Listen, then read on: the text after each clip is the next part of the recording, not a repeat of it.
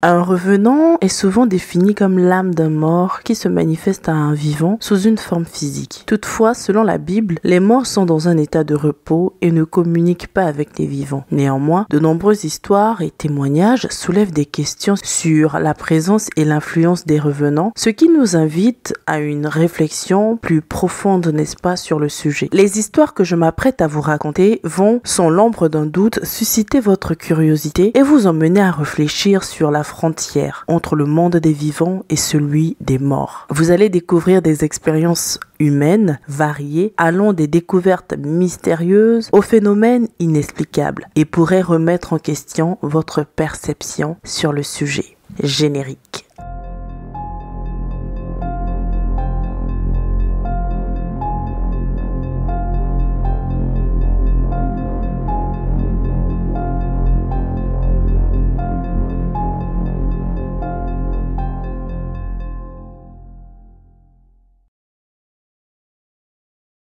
Bonjour et bienvenue dans Job, le journal ouvert des Bantous. Ici, nous découvrons ensemble les expériences inexplicables, mystiques des Bantous. Alors, si ce genre d'histoire, ce genre de témoignage vous intéresse, sachez que vous êtes au bon endroit. Il vous suffit juste de vous abonner pour ne rien rater et pour les habitués, likez, commentez, partagez, bref. Venons-en maintenant au vif du sujet. Je m'apprête à vous raconter l'histoire de Dalila. C'est une jeune fille de 17 ans qui vivait avec sa mère et ses deux sœurs aînées. Sa famille avait été marquée par le décès de son père lorsqu'elle avait à peine 5 ans. Un jour, en allant au marché, elle a croisé une femme qui l'a arrêtée pour lui parler. Cette femme semblait connaître les détails de sa famille, donc elle va lui demander comment va ta maman, comment va tes frères et sœurs et même comment va ton père. Mais c'était étrange car Dalila n'avait pas de frère et son père était décédé alors qu'elle n'avait encore que 5 ans. La femme est allée même jusqu'à demander le numéro de téléphone de sa mère, prétendant qu'elle ne l'avait pas vu depuis longtemps. Hésitante, Dalila a finalement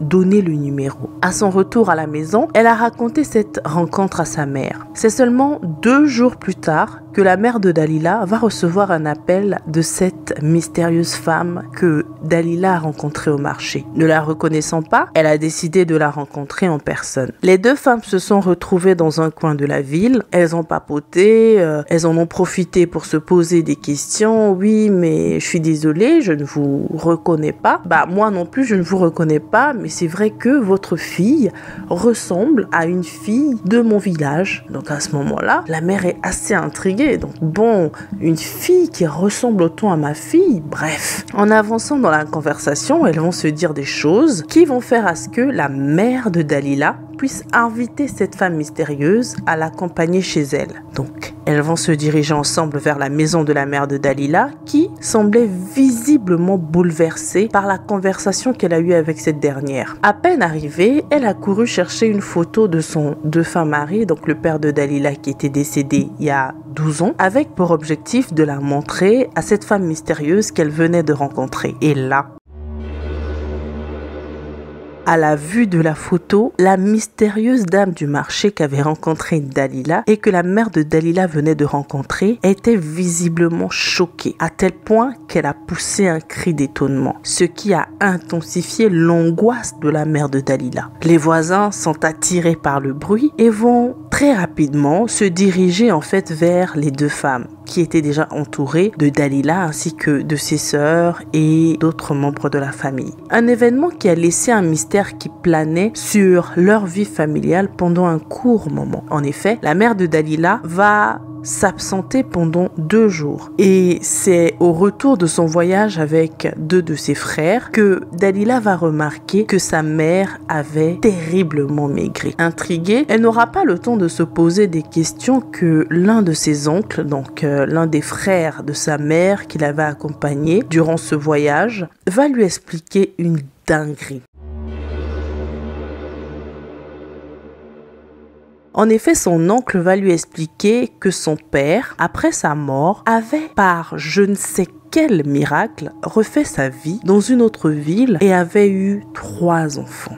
La dame qu'elle avait croisée au marché l'avait en réalité confondue avec la fille aînée de cette nouvelle famille. Cette dame, après avoir pris contact avec la mère de Dalila, avait réalisé que le défunt mari de cette dernière portait le même nom et prénom que le père d'une jeune fille de son village et que Dalila ressemblait beaucoup à la jeune fille. C'est alors que, curieuse, la mère de Dalila avait décidé d'inviter la dame chez elle pour lui montrer une photo de son défunt mari. Donc, lorsque la dame vit la photo, des cris et des pleurs éclatèrent parce que le défunt était également père de famille dans un village à quelques kilomètres de là, et ce, après son enterrement. Donc, pour confirmer l'identité du monsieur, la mère de Dalila, accompagnée de ses frères et de la dame mystérieuse, se rendit dans le village où le défunt était censé se retrouver. Et là, vous ne vous doutez même pas de ce qu'elles vont découvrir.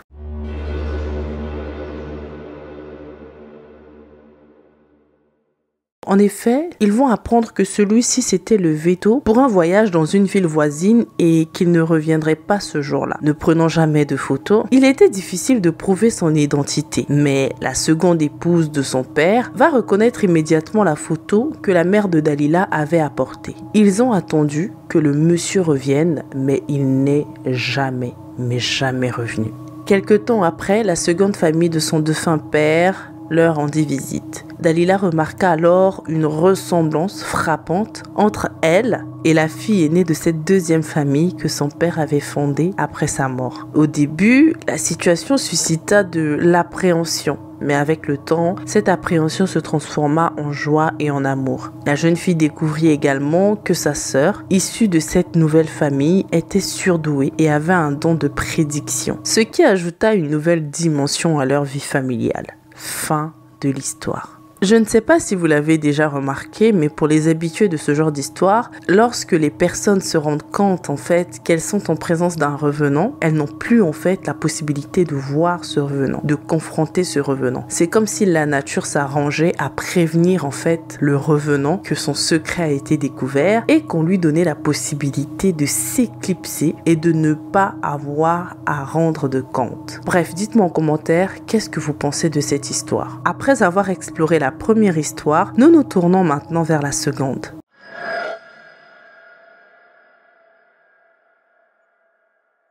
Il y a quelques années, un homme nommé Abou a pris un taxi communal à Yopougon en direction de Mikao dans la zone industrielle. En approchant de la BAE, les Ivoiriens, corrigez-moi, je ne sais pas si ça se prononce comme ça, près du CHU de Yopougon, il a remarqué une connaissance, Aïssatou, la fiancée de son ami Serge. Abou a demandé au chauffeur de s'arrêter naturellement pour saluer Aïssatou, qui l'a reconnu et est monté dans le taxi avec lui. Une conversation normale s'est engagée entre eux. Aïssatou semblait heureuse de revoir Abou. Elle riait, parlait et évoquait quelques crises de jalousie car Serge, son fiancé, était connu pour être un donjon. Abou, jouant le rôle du bon ami, a tenté de la rassurer tout en étant conscient des problèmes de Serge. À un moment donné, Aïssatou a mentionné qu'elle partait chez Serge pour récupérer des affaires laissées le week-end précédent. Elle est donc descendue près du carrefour, non loin de la maison de Serge, tandis que le taxi continuait son trajet jusqu'à la maison de Abou. À son arrivée, la petite sœur de Abou l'a informé que les frères de Serge étaient passés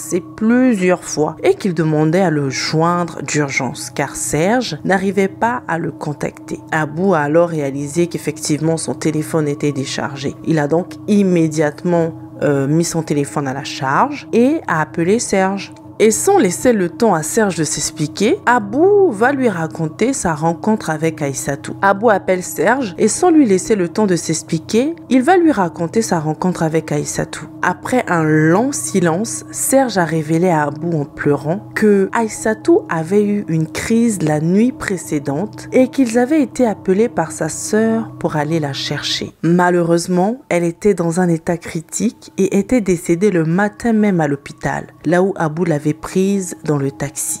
Abou n'arrivait pas à le croire, donc il s'est empressé de rejoindre Serge où il était et tous les deux se sont rendus chez Aïssatou. Et ils ont bien évidemment eu la confirmation par la famille d'Aïssatou qu'elle était effectivement morte ce matin-là, avant même que Abou ne passe devant le CHU. Fin de l'histoire. Les histoires parlant des revenants demeurent très complexes et suscitent des débats à la fois dans le domaine spirituel et religieux, bien que certaines traditions et croyances affirment que les morts ne communiquent pas avec les vivants. De nombreuses histoires et témoignages continuent d'émerger, témoignant d'expériences inexplicables. En tout cas, je pense qu'il est essentiel d'aborder ce sujet avec une ouverture d'esprit tout en respectant les diverses croyances et expériences humaines.